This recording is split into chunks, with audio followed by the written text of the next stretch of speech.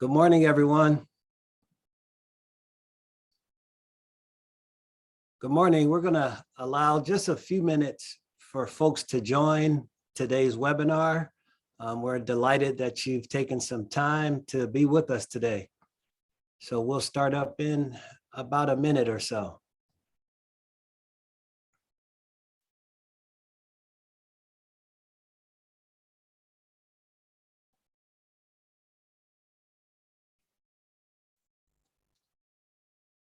Good morning and welcome. We'll be starting up in about 1 minute. So get comfortable and get ready for our discussion today. The chat is live actually as well. So you can just put your name in, where you're from, how you're feeling today. That'd be great.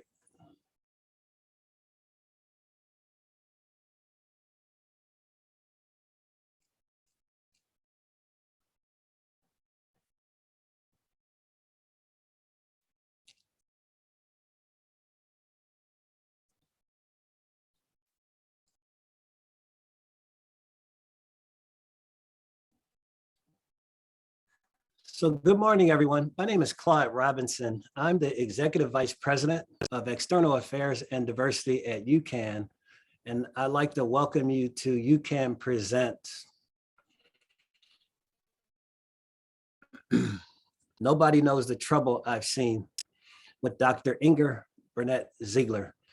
Dr. Ziegler is a licensed clinical psychologist, an associate professor in the Department of Psychiatry and Behavioral Sciences at the Feinberg School of Medicine at Northwestern University.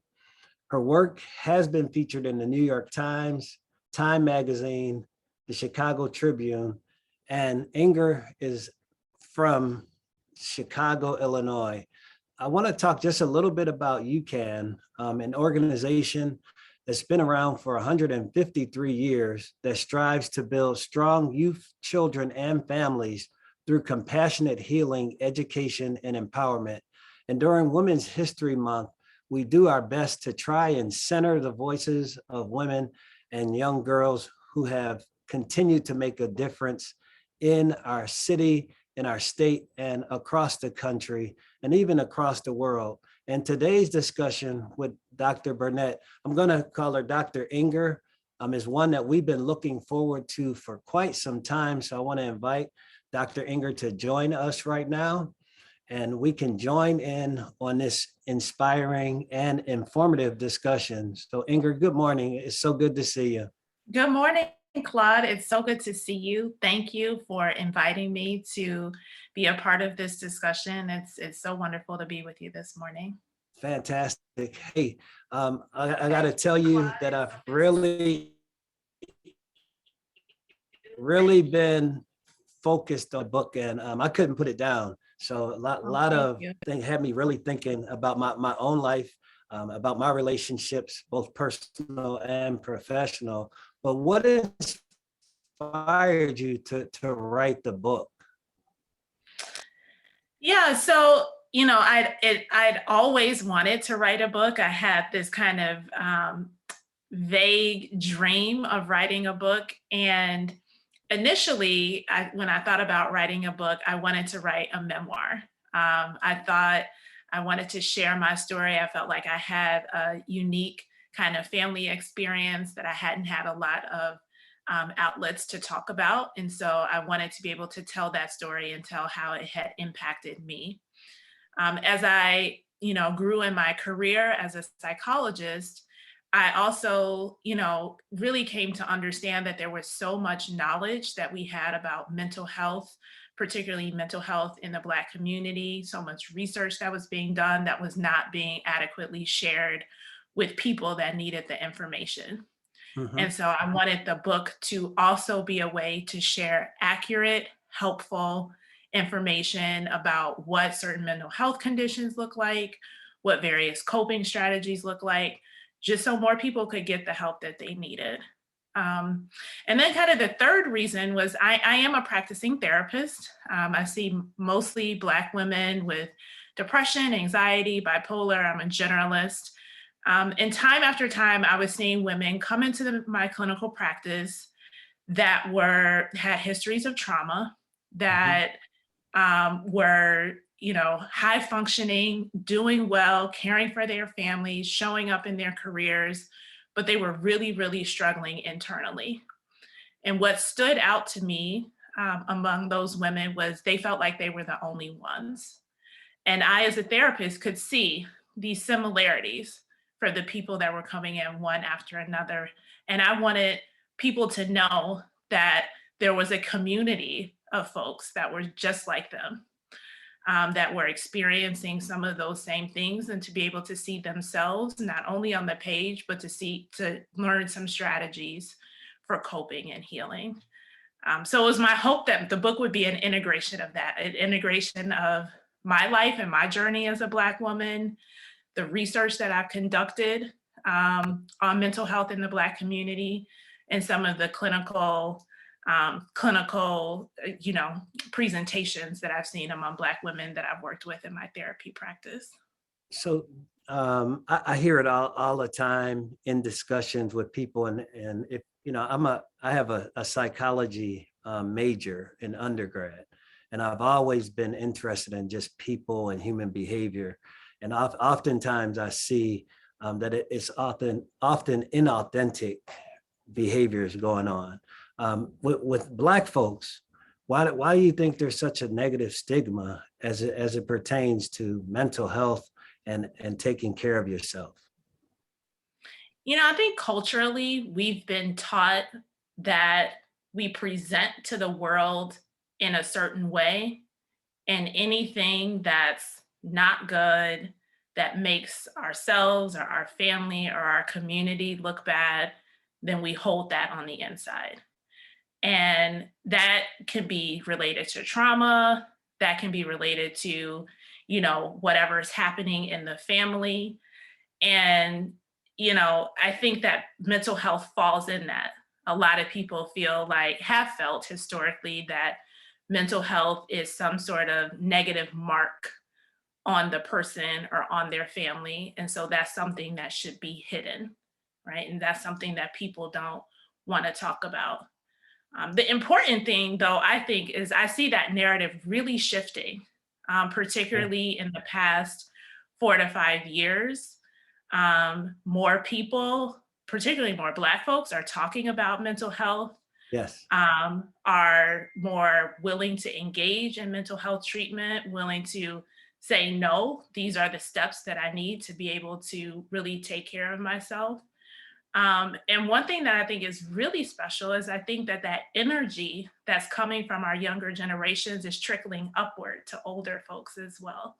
Huh. And getting I see it with even my mom, getting our moms and our elders to think about their lives and taking care of their mental health in a different way. So yes, historically, I think there has been a good bit of stigma around mental health and kind of not talking about that, but I do see that changing. Okay, great. And you mentioned that the majority of clients that you see are Black women, and society some in some way put out this strong Black women persona. And how have you ascribed to that in your life? And then was that problematic? Yeah, in writing the book, I reflected on that a lot. And I Hmm. think that I ascribed to the ideals of a strong Black woman in ways that I didn't even realize. Okay. In taking on a lot and always wanting to present my best self at school or at work, and not talking about, stress and depression and anxiety that I was experiencing on the inside, not talking about, my own family struggles or my relationship struggles, but always showing myself as this, you know,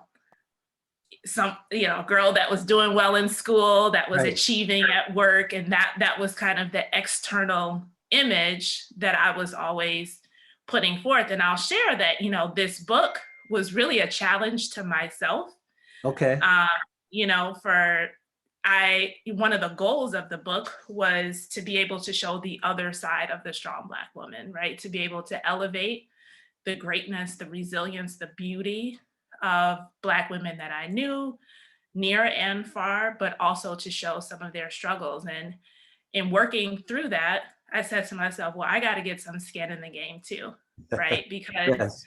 I'm no different, right? I've shown my best self. I've tried to show my best self, and I've kept some things on the inside.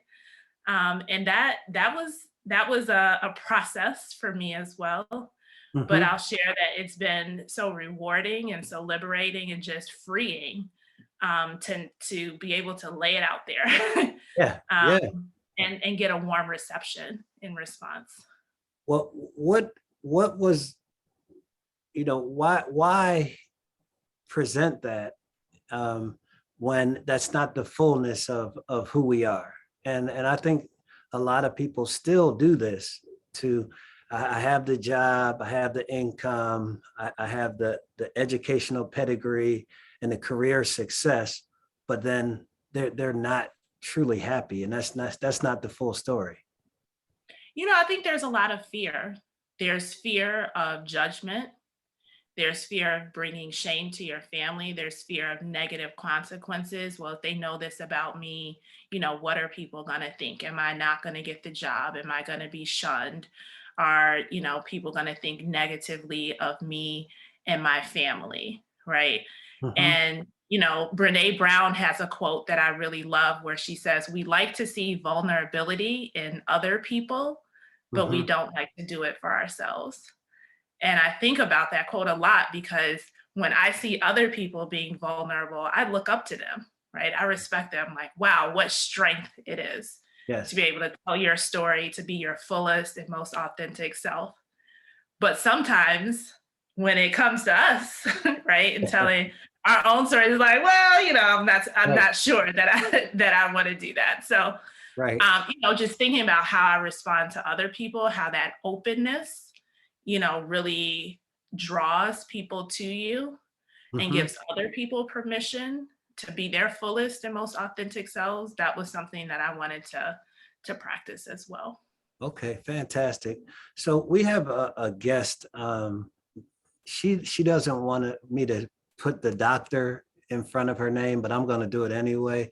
Dr. Tamika Christian is going to join us right now and ask you a quick question. So Tamika, if you can join us. Hi, Dr. Thank you. Tamika.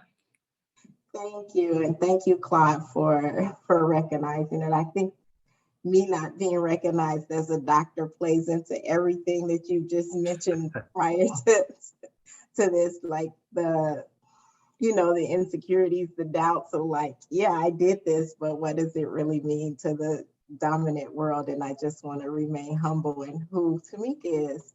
And thank Yeah. you for sharing your so much of yourself in the book, Dr. Burnett Ziegler. The question that I have, and this is something that ties into the strong Black woman, is I often reflect on like, why is it so difficult, and why do you think it's so difficult for us to ask for help? Because, you know, I'm a single Black mother, and I can't do this by myself in raising my son. And I just wonder, what do you think the tension is with asking for help and feeling like we have to be the strong Black woman and having to do it all? Sure. That's a great question. There are a couple of themes that I hear come up around this issue of asking for help. One is the idea of being a burden to others. I think many strong Black women recognize what other strong Black women are going through, how much they're carrying, and there's this narrative that, well, they have so much going on that I don't want to add to their plate, right? I think the other is this idea of, what I call kind of the dangerous should statements. I should be able to handle this. I should be able to get this done without help. And me asking for help means that there's something wrong with me, that I'm weak, that I'm not taking care of business the way I should be taking care of business. And so, particularly in the therapy setting, I really encourage people to challenge both of those ideas, because I find so often that when you push people to look at their community and look at their support networks, there's often so much more support there than they're really willing to acknowledge. But it's that challenge of not only asking for it, but being able to receive the hand that's being extended to you. Right. And so I can think of a patient that I'm working with right now where this theme comes up all the time, not wanting to ask for help. But when I point out, well, don't you have that friend that helped you clean up your kitchen when you were feeling kind of down? And what about that other friend that when you hurt your back brought you meals for a couple of days? And what about that other friend that, did an airport run for you? Right. Really challenging that narrative that people are not willing to help, and that they're not willing to show up for you, and that you can receive that. And that doesn't make you, less than, it doesn't make you a burden, but it just makes you a part of a community of people that's supporting each other. Thank you. And thanks, thanks Tamika, for the question. And being a mother of a single mother of a African-American son, Tamika has asked for help in the past and for advice on helping him to grow into being all he was created to be. So I do applaud her for being willing enough to say, I can't do it on my own, and to ask for help, because that extended family is something that's needed, especially in these days and times. Yeah. So the next question I wanted to ask is, you describe Black women as fixers and doers.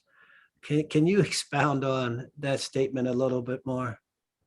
Yeah, let's talk about the doers. Like, we do it all, right? Okay.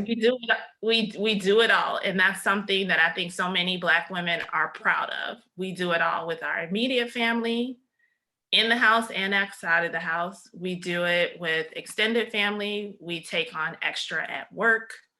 We show up in community.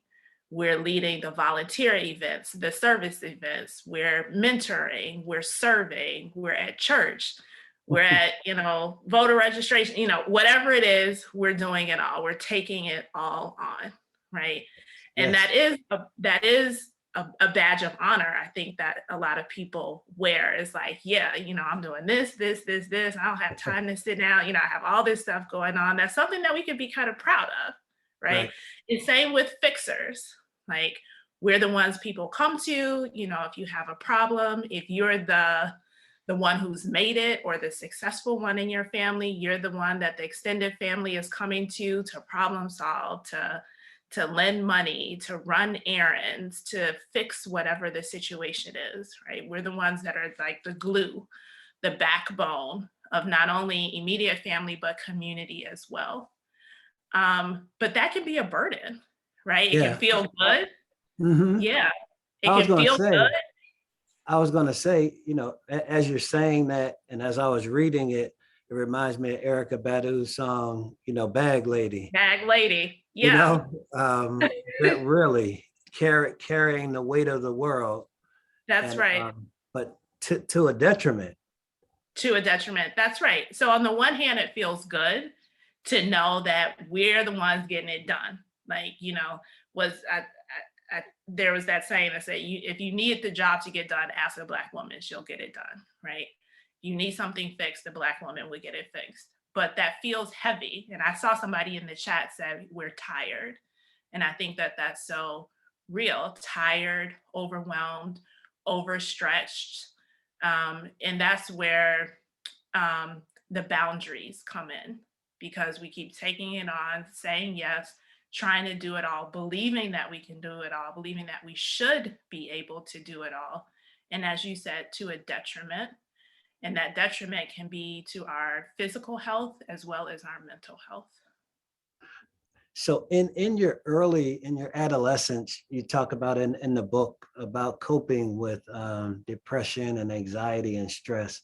And I really wanted to stay in the stress part and anxiety, because if you're undiagnosed or not even aware of it, it can really impact your life and your relationships. So can you talk a little bit about, when you were younger, how you knew, and then kind of how you navigated to where now you're a healer?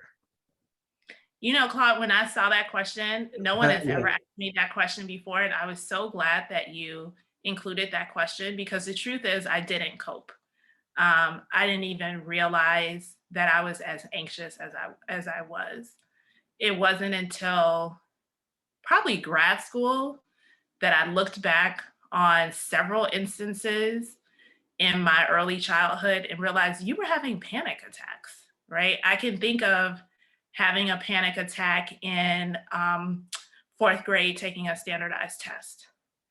I can think of having a panic attack in high school during a dance performance. I can think of having a panic attack in the midst of early 20 relationship drama, right? But I didn't realize that that's what was happening, right? The shortness of breath, the heart racing, all the cloudy thoughts in my mind. Yes. And it really came from a place of perfectionism, right? It was that narrative of, again, how you show up, how good you're supposed to be, and just an intense pressure that I felt, that my parents supported, if we're being honest, Yes. Yes. about the bar that you should meet. And that was heavy, right? I felt like, oh my gosh, I have to always be perfect. I have to, I can think of my dad who's passed now, Mhm. hated when I told this story, but I can think of being in the third grade and getting all A's and one B, and him being like, "What happened?" Right? For the B. What's going on here? How did this happen? Right? Yes. Yes. So I didn't deal with it. I didn't Okay. know. Uh-huh. My parents didn't really think it was that big of a deal because I was still performing, right? It wasn't debilitating, I guess, Mm-hmm. although it was harmful in each moment. And it wasn't until later on when I understood more about what anxiety looked like, what stress looked like, what depression looked like, and how that was showing up in my life, that I was really able to start implementing some things for myself So and in a going to minute, therapy. yeah, in a minute, I want to get into a lot of what we were talking about, Black women being a fixer, being a doer, and then bringing all of this into the workplace as well, and where people may not even understand that. So I'm going to talk about that in a minute, but I wanted folks to make sure you can go to Amazon now and do everything and order whatever you want. So the book is here, and I'm telling you, it will bless your life. It could put a reflection that you can look at and kind of see some of the dynamics in your own home. And I want to thank Dr. Inger for being vulnerable enough to share freely, and especially given what we've gone through as a country over the past 2.5 years, when we talk about trauma and Black women just saying, I'm tired, but then still being expected to be superwoman, super performer in all aspects of their lives. So, and we'll also talk a little bit about daddy issues, that chapter 5. I really want to dive in as well. But one thing I wanted to do, tell us a story about the Big Blue Cadillac. Oh, my grandma's caddy. Yeah. Yes. And you sitting in the back and she was backing out of the driveway. Tell us Yeah. just a quick story. Yeah. I mean, oh gosh, Claude, thank you for bringing that imagery up. So for those who may not have read the book yet, my grandmother is all throughout the book, is kind of my epitome of a strong Black woman. And she moved from Montgomery to Chicago as a single mother, lived in public housing, went on to graduate college as an adult and purchased a home. And her big blue Cadillac was her pride and joy.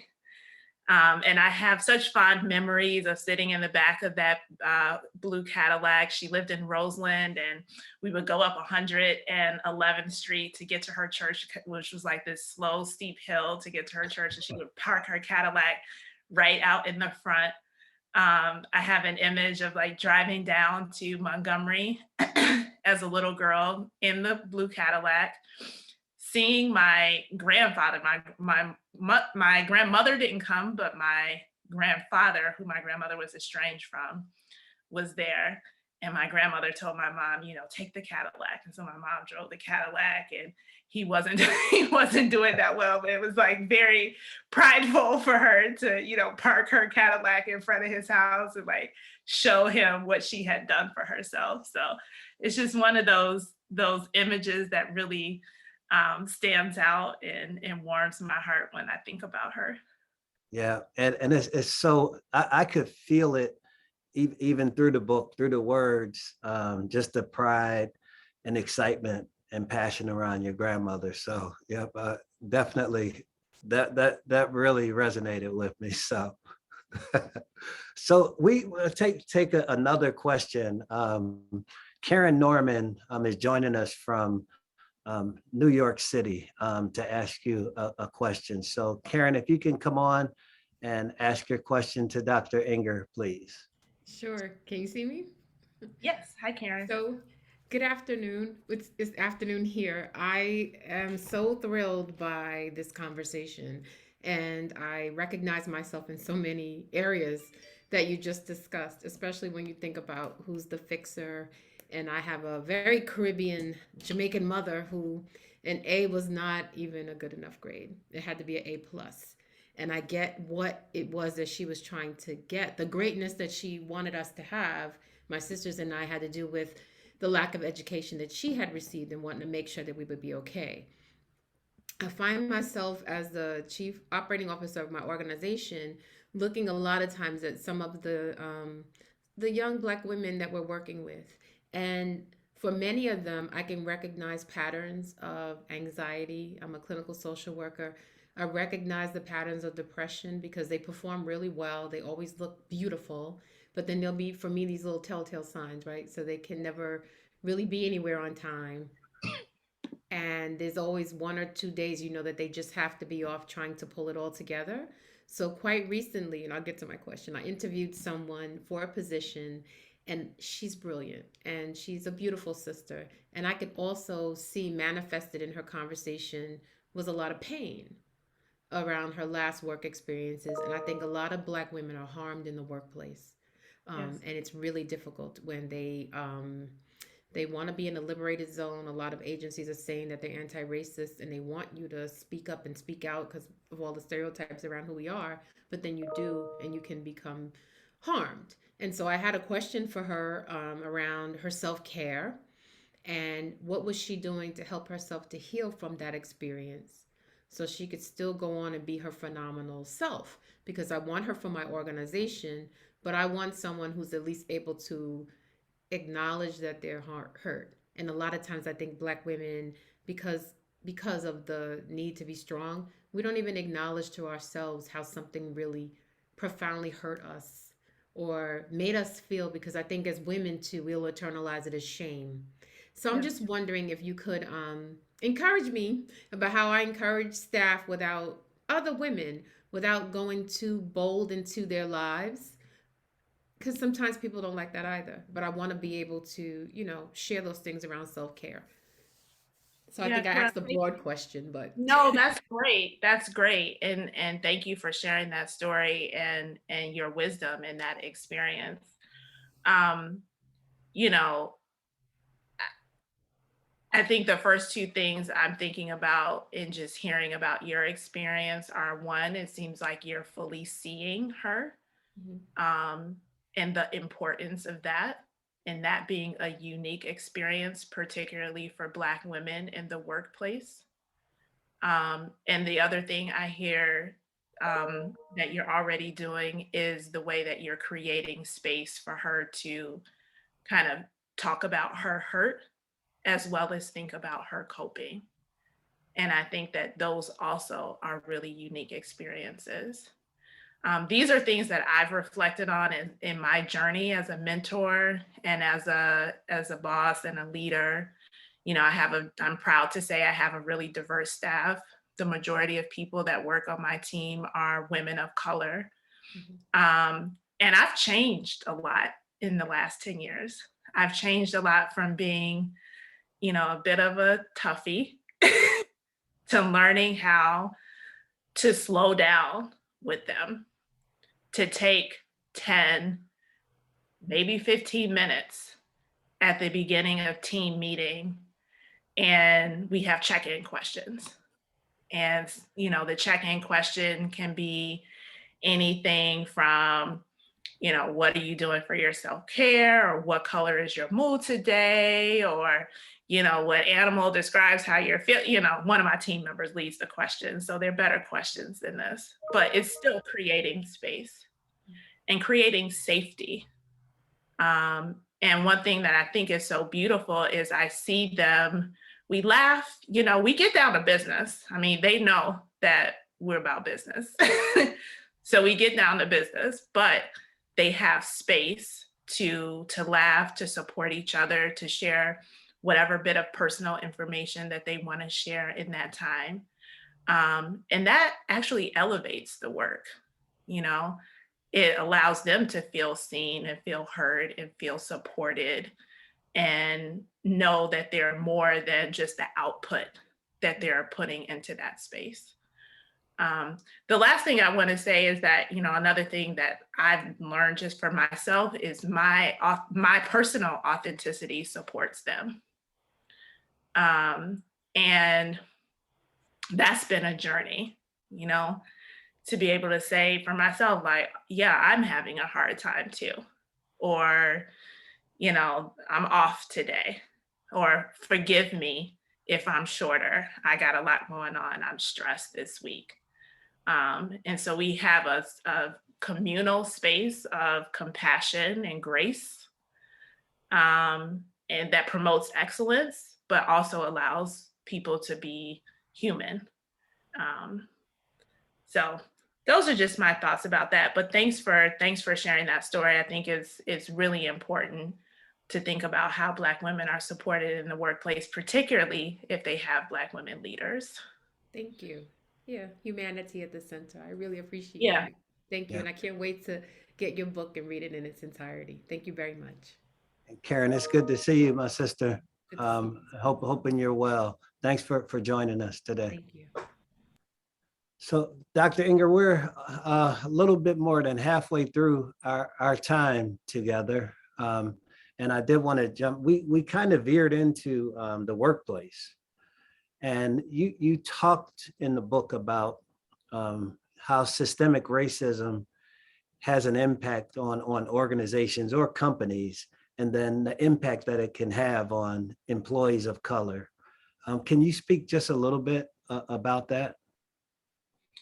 Yeah, you know, I think that I mentioned this in the book in that chapter that I did. The chapter is chapter 2, On My Last Nerve. And when I was writing that chapter, I did an informal, non-research based, for any researchers that might be on the call, poll of just my social media networks, asking Black women what some of the things that caused them stress were. And a lot of it pertained to these issues of microaggressions, being the only one, feeling under a microscope, a feeling of not belonging in the workplace. And this is particularly salient for people who are, you know, the only or one of few in predominantly white workspaces.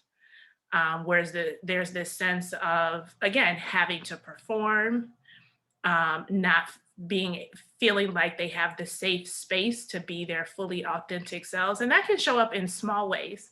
It can show up in what you bring for lunch, or what you talk about at the water cooler, or if you decide to go to that after work event or not, because you feel out of place, or this is not something you really want to do, or the conversations are about things that disinterest you, right?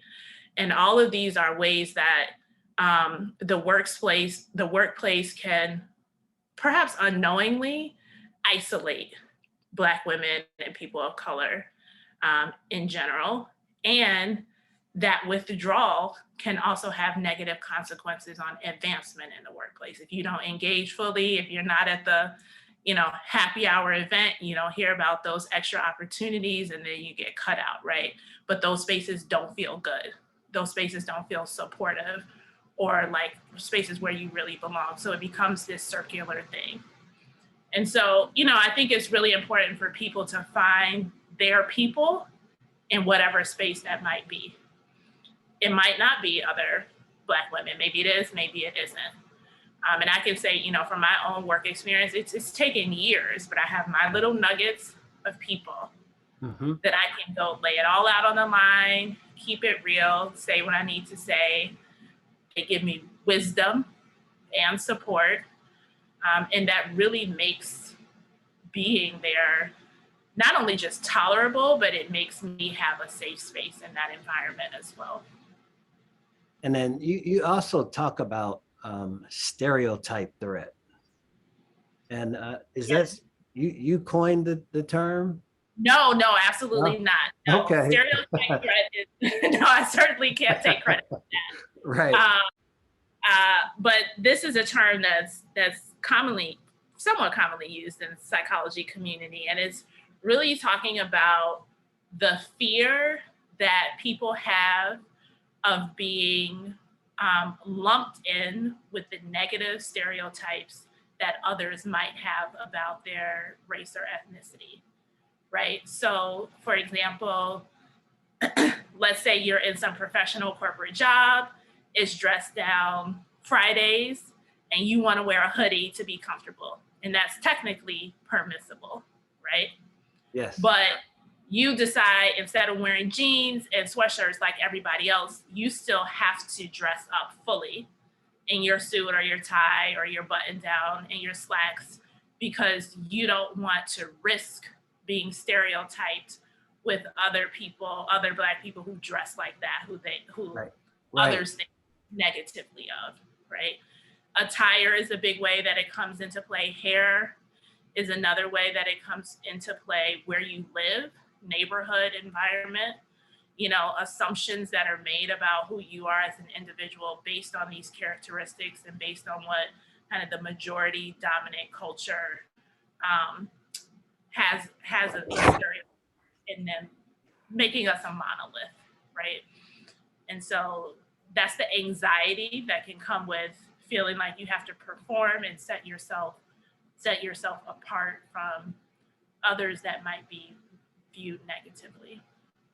And I think it's good if we're talking stereotype threat in the workplace, and then also when you talked about just racism, where recently the American Psychological Association put out that their institution, their practices, and a lot of their policies were based in racism, and put out a public apology and acknowledged that.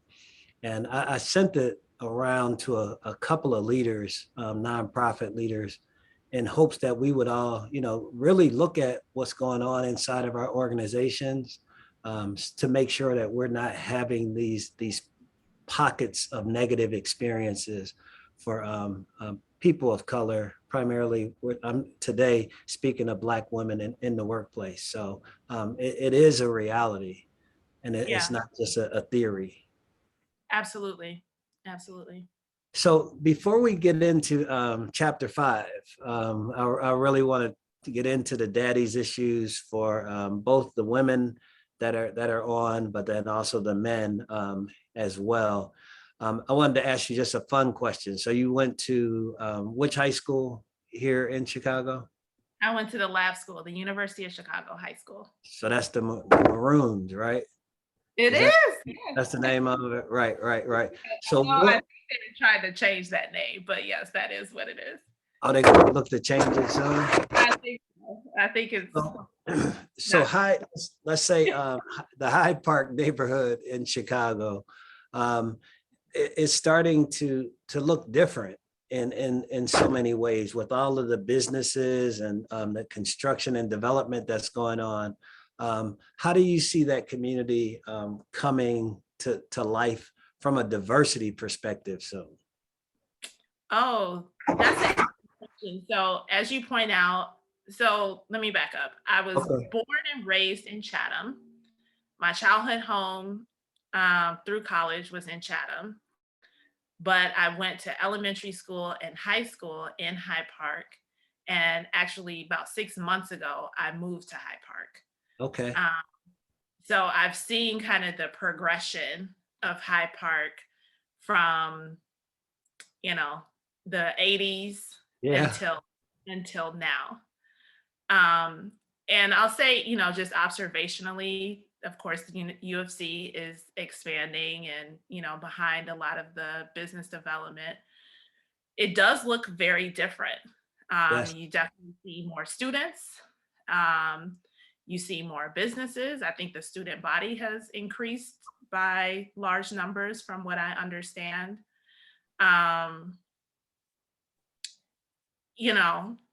There has always had this sense of like a bubble of Hyde Park where there's this sense of this insular, diverse, thriving community on the inside Yes.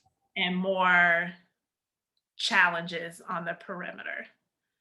And I think it's more nuanced than that, but Mhm. I think those challenges persist even with the business development and perhaps might be exacerbated now that there's even more money and development being poured into Hyde Park. So now as a resident, I'll be paying closer attention to Yes. seeing how that unfolds. Yeah, Hyde Park is my wife's like favorite neighborhood, favorite community. And I was fortunate enough to be, my son went to Kenwood from 7th grade till 10th grade. And then I was able to coach high school basketball there for a while. So love the community, but it's nuanced. It is nuanced. It really is. So let's talk about self-care, Dr. Burnett Ziegler. We earlier today, it came up a little bit, but you have a chapter on self-care, not being selfish. Can you tell us just a little bit about that chapter? Yeah, I think that that's a popular phrase that floats around in our community, that self-care is selfish, with the idea that, if I'm stopping just to tend to myself, I could be doing something more productive. I could be focusing on someone else or prioritizing someone else. And so I think it's really important that we start to shift that narrative. In the early conversation, we're talking about kind of all the strengths of the strong Black woman, but also all of the weights that strong Black women carry. And a lot of that weight is because of self-sacrificing our individual needs, deprioritizing the self in service of others. And on the face of it, that's a good thing, right? To be a giver, to Yes. be someone that's always wanting to serve and be in service of others. But then there's that boundary when it's eroding us because we're tired, because we're overwhelmed, because we're not going to the doctor, because we're coping with stress by overeating and not exercising and maybe even using substances. Mhm. And so when I think about changing that narrative, particularly for people that want to serve, it's saying self-care is the mechanism by which we're able to do all those things that are so important for us to do. Because if we're not healthy mentally and emotionally, physically, if we don't take our rest, if we don't set boundaries with other people, we'll be depleted, right? Yeah. We'll have nothing, we'll be depleted or, worse off. and we'll have nothing else for us to be able to give. So, you know, I in that chapter, I Mhm. give a lot of strategies, Yes. but there's a couple I just want to highlight. You know, if I had to pick the top ones, is slowing down, setting boundaries, and taking rest. Slowing down enough to pay attention to what's showing up in you, pay attention to that stress, pay attention to how it's manifesting in the body, pay attention to those thoughts that kind of get in the way of you taking care of yourself. Setting boundaries, which really means being mindful of what you say yes to, what you're putting on your plate that's contributing to that sense of being overwhelmed, and just resting, right? Stepping out of do mode and just Yes. be. We don't And have to do all the time. We could chill. We could yeah. take a nap, could watch TV, go for a walk, sit on your porch, do whatever you like to do. Right. Just be without an agenda, without a goal, without a checklist, and allow yourself to be in that space. Yeah. What's interesting is that when we talk about rest, and then spiritually they talk about rest being divine. You know, Mm, it's a holy act, and but mm, people keep pushing through. And then mhm. yesterday, so I picked my 5-year-old daughter up from school on the west side, and it'll take us probably 8 minutes of a little conversation, or she gets her treat while I'm driving, right? And then after that, she's slumped over, You gone. tap- On the way home, she ain't asked for permission or anything. She's tired, you know. yeah, Um, yeah, and I it's like sacred to me. She's resting, no worry in the world. And then yes. last night, my I have an 11-year-old son as well. We were downstairs, and it's March Madness, so I was kind of flipping the channels between the games, and then here his eyes go at about 6:30, 7 o'clock. He laid out across the couch. And we think about rest, you know, it's something that we should all do. But for whatever reason, we think we just have to go. And once again, to the detriment of our overall health.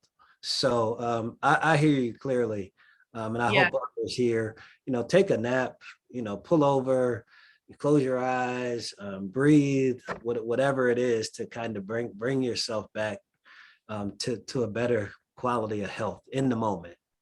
That's great. I love those examples. We can learn so much from kids, you know, because kids don't, you know, they listen to their bodies, and their body Yes. said nap time.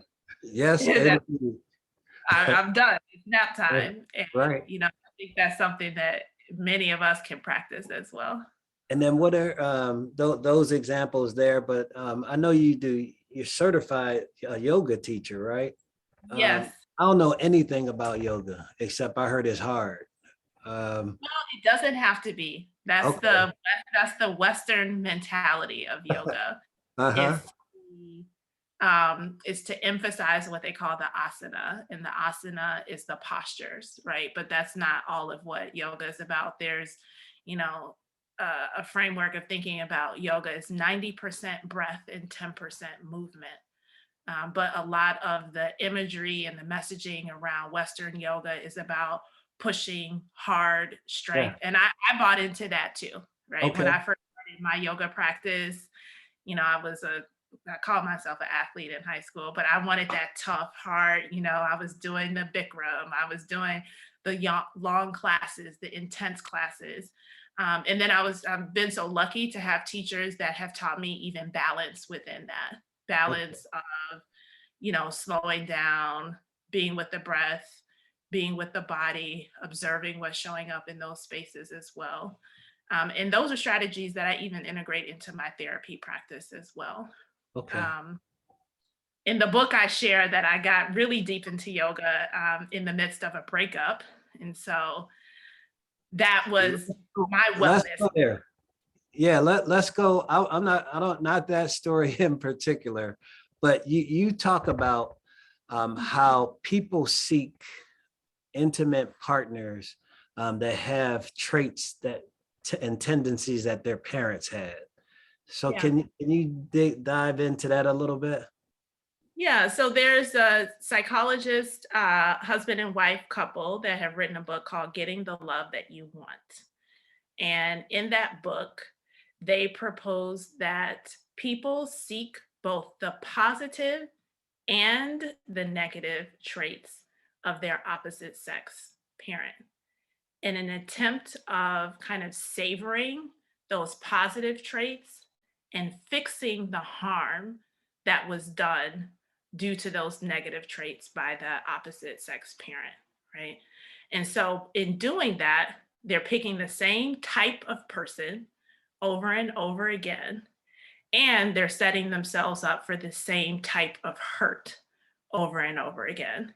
Because the idea that you can fix someone else in order to fix yourself is a fraught idea. Usually doesn't work out that way, right? Usually you're just repeating cycles. So a really common one that you see come up is someone who has maybe a distant father, for example, and or what we call kind of emotionally unavailable. I think that's how I talk about it in the book.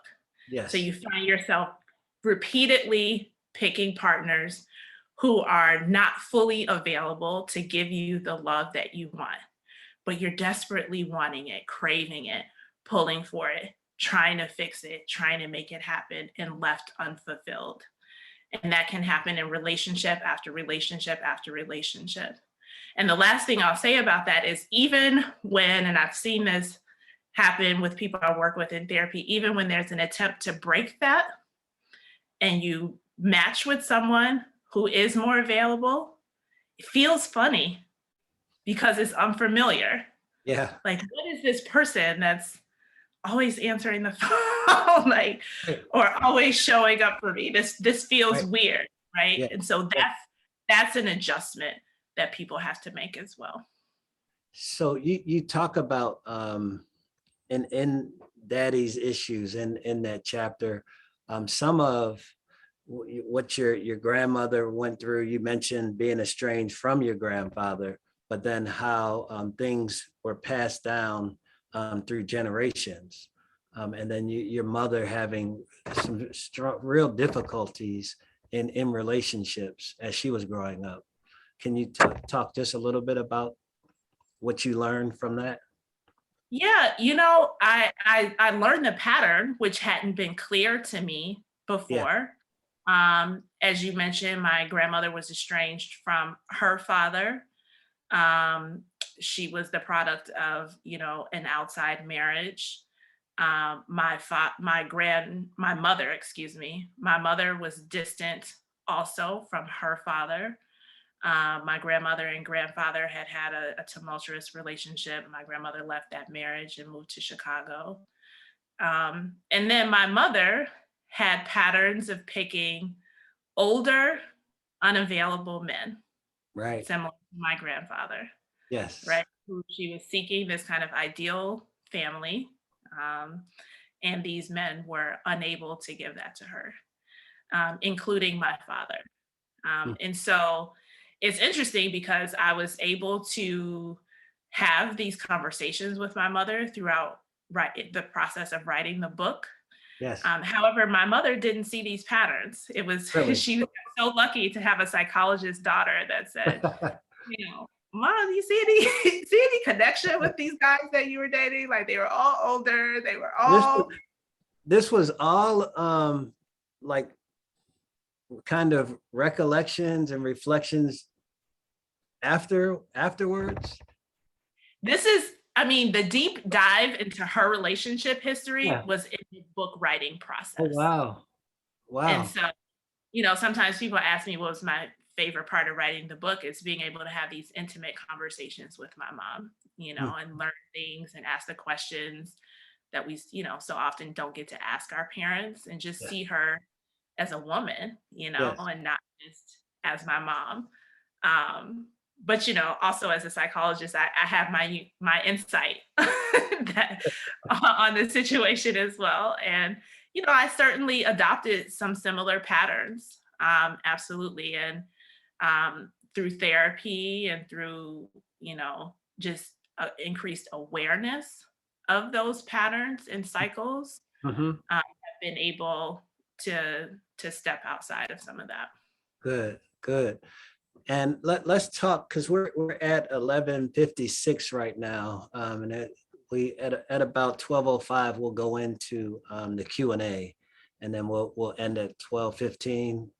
The daddy issues. Then, how did it impact you? I remember about your grandmother, your mother, and then like you and your father.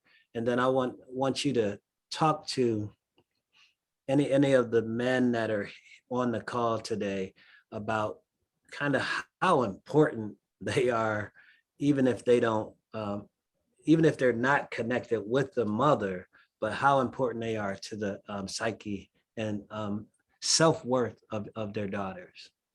Yeah. So in the book, I talk about my family structure. I was the product of, um, I was a child of a marriage, an outside child. So my father had a separate family.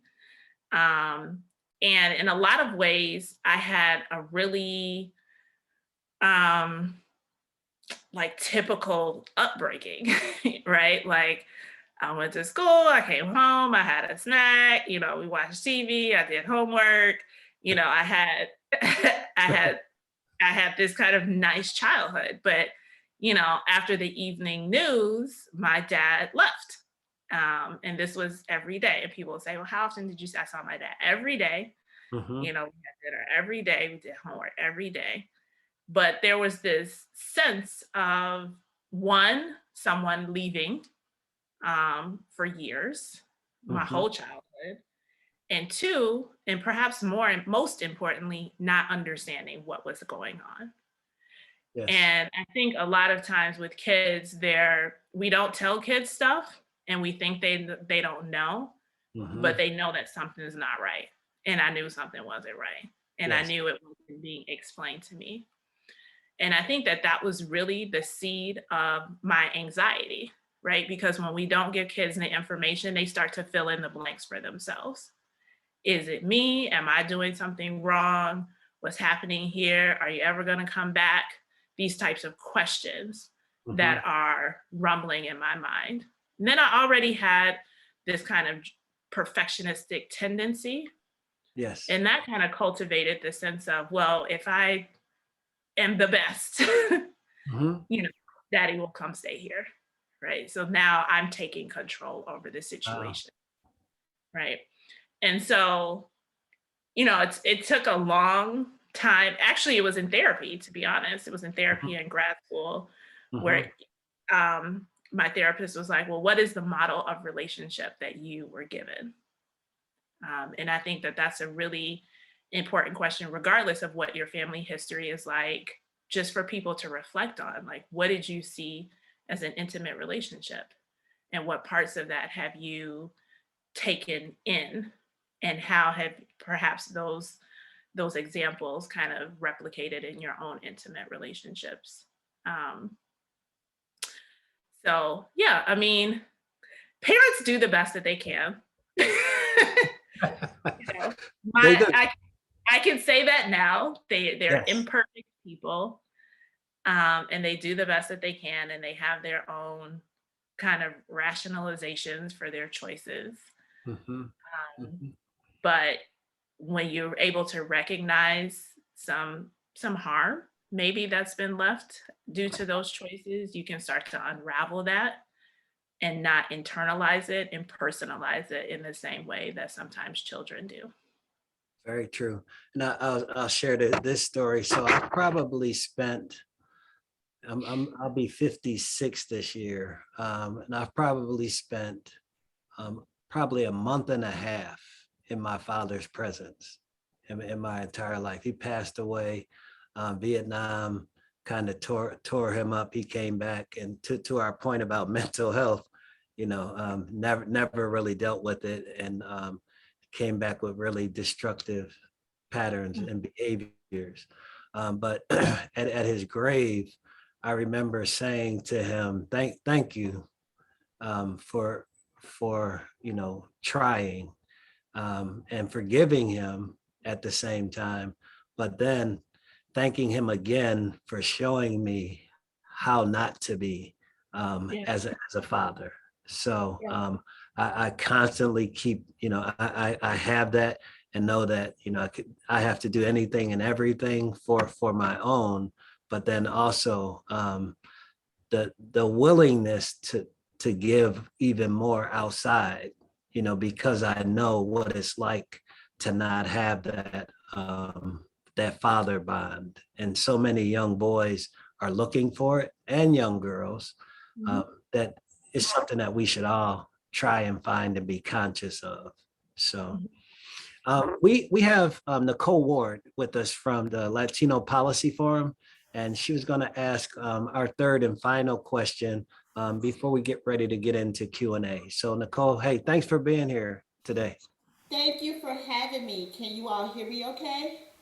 Yes. Yeah, Hi, you sound a little muffled, but it's okay. We can. Okay, well, I definitely will try to speak a little bit more clear and a little bit louder. But thank you so much, Dr. Burnett Ziegler, for your transparency and honesty and just sharing all of this information, and even Clyde, you sharing your stories just throughout this hour of time. You said at the very beginning, as you were writing this book, there was such a relief and a release, and I understand that because just in this conversation, I am releasing some of those unrealistic expectations that I put on myself and others, and just feeling a relief of knowing I'm not on this island by myself, but with many, and how we need to have these conversations regularly just to remind ourselves as women that we're so worthy of taking time for ourselves first before we can fix anybody else. So just thank you for the vulnerability of this whole conversation. It has done so much for me. My question is, at the very beginning, you start the title of your book with "Nobody Knows the Trouble I've Seen," and automatically I was drawn to your book from the title of it in itself. And I could hear the song, the different versions as it was sang from Louis Armstrong to Lena Horne to Sam Cooke. And for me, I remember those times that as I was contemplating something, when I was on a crossroads, and in those quiet moments in my car where I would sing or hum the song, "Nobody knows the troubles I sing." And and there were moments when I was didn't know what I was going to do. How was I going to fix this? How was I going to do this so that my family was not burdened?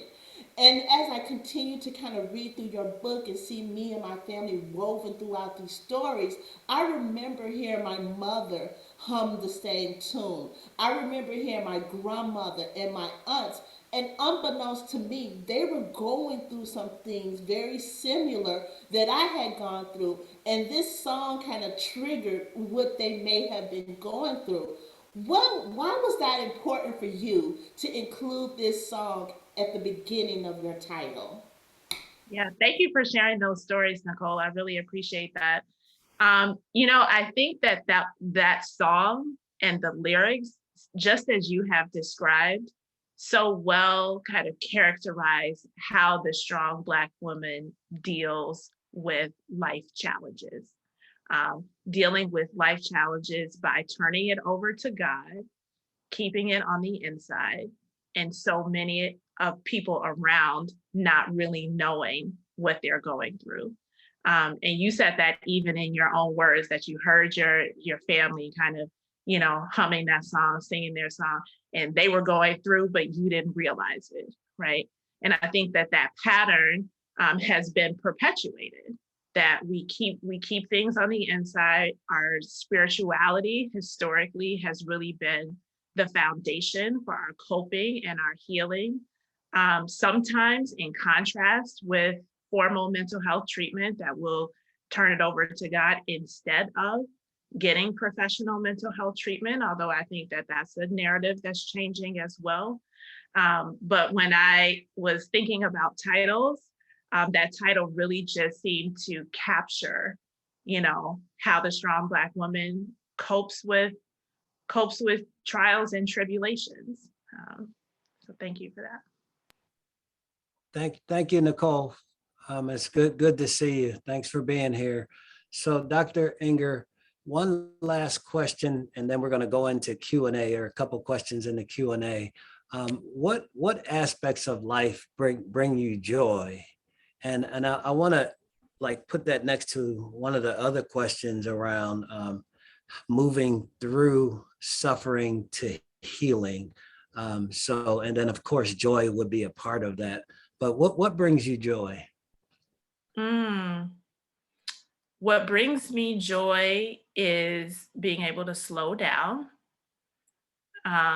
being able to fully immerse in an experience. So whether that's being able to be with friends, to travel, to sit quietly outside, to be in the park. And when I say fully immerse, I mean to fully be there without the chatter, without thinking about what I have to do next or thinking about what I'm not doing, but just to fully be present. And I think you shared as a part of my bio, I'm a yoga instructor. I'm also a mindfulness trainer. And Okay. this idea of mindfulness is really around present moment awareness, right? Being aware of that sense of joy and contentment and being filled up and being able to honor it and savor it. And I think that it takes slowing down in order to be able to do that.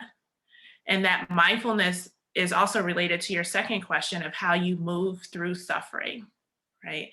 Mindfulness teachings will tell us that we don't push away, we don't try and cling to the good and push away the bad, but allow the good and the bad to be and just hold it in observation, knowing that that's changing moment by moment.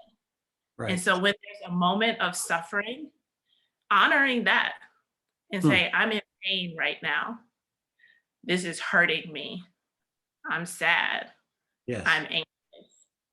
And in the next moment, it might change. It might not. But knowing that these are momentary states, right? And like I tell my people I work with in therapy, riding the wave of that, right? Seeing those emotional experiences is like clouds that come and go, or waves that rise and fall, and cultivating some acceptance of it all. Suffering is a part of life, Yes. as is joy.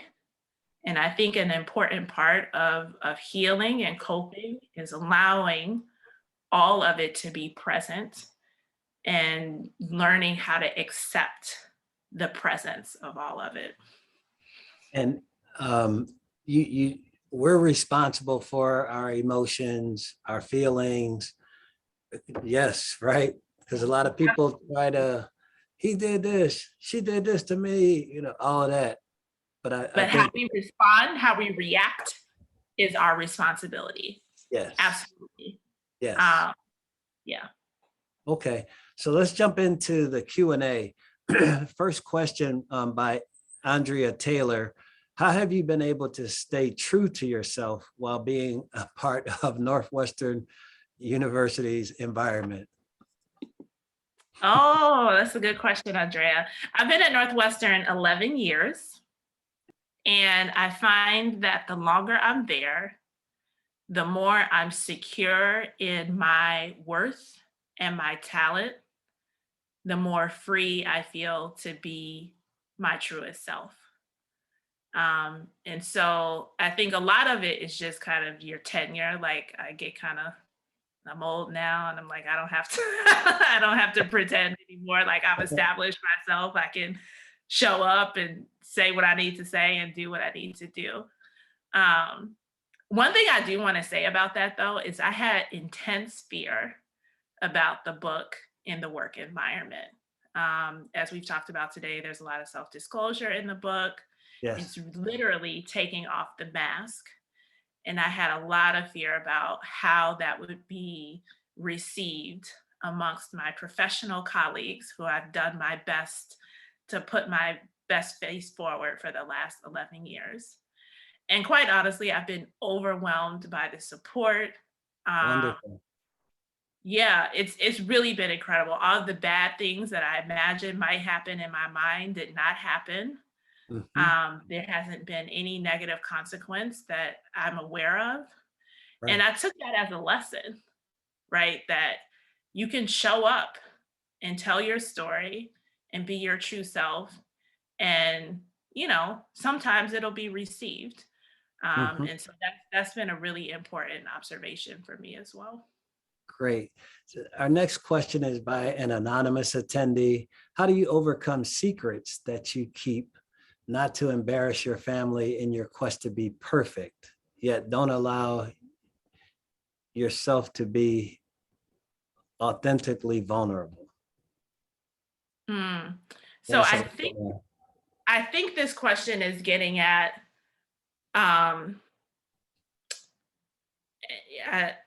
at this idea of, if you move through secrets, the impact that would have on your family, right? Because sometimes in the quest to tell your story and to let go of your own secrets, you're kind of outing other people in your family as well. Mm, I think that that's what that question yeah, is getting at. And that's hard, that I want to acknowledge that that's hard. I also believe that people have the rights to tell their own story. And so when you're thinking about telling secrets, I think it's important to keep in mind that you're speaking from your journey and not speaking from what you assume someone else's journey is. You have complete power and permission to tell your experience. Um, but in doing so in a way that's kind of compassionate, um, and fair are the things that I try to keep in mind. And those are principles I really try to integrate in the book. Like, I was telling stories, but I tried to do it in a fair way. It was never to kind of put down or bad mouth anyone, but just to show the complexity of how people move through life. Um, I can say for my own experience in writing the book and my secret telling, I did ask permission. yes. That was important to me. Not everybody takes that approach, but for me, the book was not meant to be a tell-all. It was Mhm. not meant to ruffle feathers. And so it was important to me to get permission, um, in order to be able to tell our story. Great. So, Dr. Enger, on behalf of the board of directors, the staff, and the young people that we serve at UCAN, we thank you for being with us today and sharing the vulnerable insights about your book. We wish you the best of success with the book. For those who haven't picked it up yet, it's on Amazon and wherever else you go to order things. Pick it up and really take some time, spend some time with it. And we wish everybody that's with us here today healing, wholesomeness, and just the best that life has to offer. And Dr. Enger, thank you for being with us and for being a supporter of UCAN over the years as well. So we are going to end our session today. And I just thought you did a wonderful job. And let's keep the conversations going. Okay. Have a good Thank you day, so much for everybody. applying. It's been a pleasure. And thank you to the UCAN community. All right. Take care, everybody. Take Have a care. great day. Bye.